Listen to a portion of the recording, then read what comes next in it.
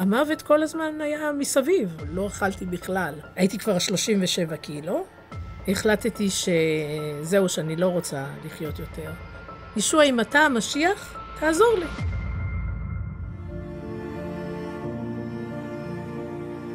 אני דור שני לניצולי שואה.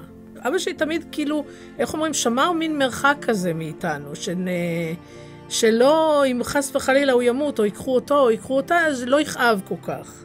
כי הרי לקחו את ההורים שלו ממנו. תמיד אמרו לי שאני דומה לסבתא שלי, לאמא האמיתית של אבא שלי. היה לי מאוד קשה כל הילדות שלי להתמודד עם זה, שאני אף פעם לא ראיתי אותה. והקטע הכי קשה היה, שכשאני התאלמנתי, אז זה היה הזמן שהיא נפטרה. היא הלכה למחנות ריכוז בזמן הזה. התחתנתי בגיל 20, בגיל 21 נולדה לי הבת שלי. הייתה לי אפילפסיה, הפסקתי לאכול, הייתי כבר 37 קילו. פה התחיל צרות אחרות כמו סמים, לא טיפלתי בילדה שלי, לא קמתי בבוקר, לא התעוררתי, בקיצור לא תפקדתי. מה שהביא אותי למצב הזה של הדיכאון העמוק הזה, זה השנים של העניין הזה של לחיות עם אבא ניצול שואה, שבעצם לא ראה שום משמעות רצינית לחיים שלו. גם כל הדברים האלה שקרו בתוך המשפחה עם הנושא הזה של השואה, עם הנושא הזה של האובדן שלהם. זה היה כל הזמן מסביבנו, אז אותי כבר בגיל 14 זה הביא לדיכאון עמוק, לחוסר טעם בחיים. הילדים בשבילי הילדים שלי זה הדבר היה הכי חשוב לי. וכשראיתי שאני לא מסוגלת לטפל בילדה שלי, זה שבר אותי לגמרי. זה היה הקש ששבר את גב הגמל.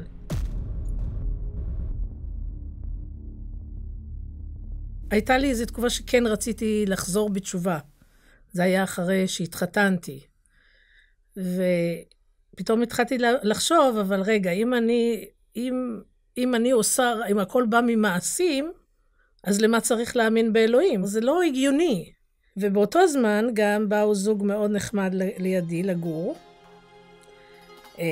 היא שוויצרית והוא ישראלי, שלומית וישראל.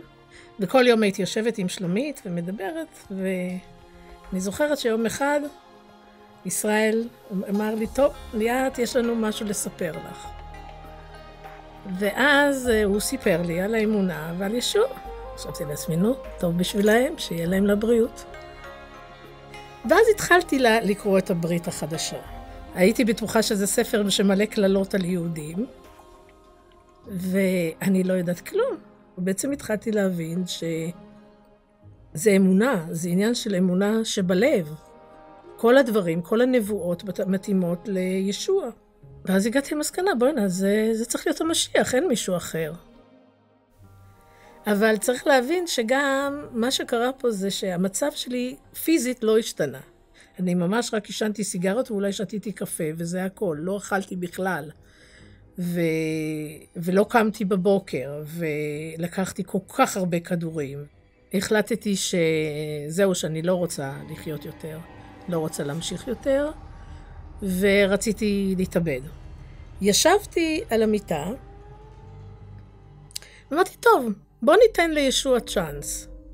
אז אמרתי לו ככה, אמרתי, אם אתה המשיח, תעזור לי, אתה רואה את המצב שלי.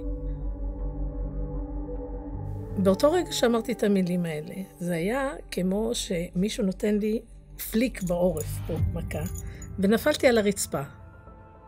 והחדר נעלם לי. ואני מרגישה שאני נופלת ונופלת ונופלת. נשכתי את היד שלי, את יד שמאל, מאוד מאוד חזק, כי אמרתי, אם אני יוצאת מזה, אני רוצה לדעת שמשהו קרה פה, לזכור מה קרה פה. ואז זה כאילו שהייתי על כיפה מוארת, בחדר עצום. ואז מהצד אני רואה דמות מוארת, והוא מרים את הידיים, ונופלים לו טיפות של אור. ואז הוא אמר, אני הדרך, האמת והחיים.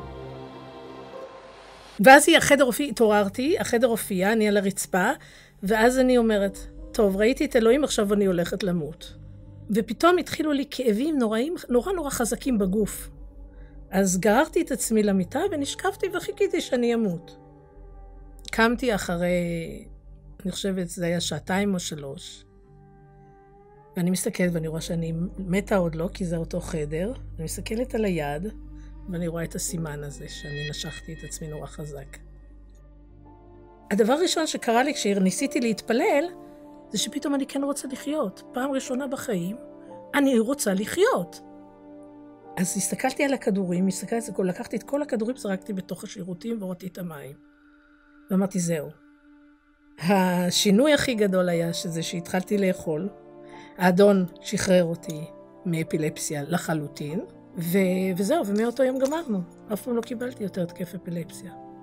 השינוי היה באמת מיידי, זה היה 180 מעלות. ואני זוכרת שאמרתי לבעלי שזהו, שאני מאמינה בישוע המשיח. באותו רגע היה מצב מאוד קשה, היה צעקות, היה מריבות. הוא רצה שאנחנו ניפרד, אבל כשהוא ראה את זה שאני קמה בבוקר, אני אוכלת, אני מטפלת בילדה שלי, אני מתחילה לעבוד, וגם בעלי הגיע לאמונה 4 שנים לפני שהוא נפטר. הוא גם הגיע לאמונה בישוע. התפילה העיקרית שלי בכל חיי האמונה שלי זה אלוהים תעשה אותי כמו שאתה רוצה שאני אהיה. וזה היה הקו שלי. אז בגלל זה אני גם מבינה שהדבר הראשון שאלוהים עשה איתי זה שהוא נתן לי דבר ראשון את הרצון לחיות.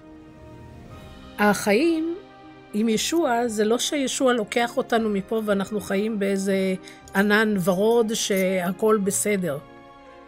אני יכולה להגיד דבר לאדם שנמצא בקשיים, וגם אנחנו כמאמינים עוברים קשיים. הרי למשל התאלמנתי, זה שאלוהים הופך כל דבר שקורה לנו ליהלומים, לפנינים. הוא משתמש בדברים הכי קשים בחיים שלנו.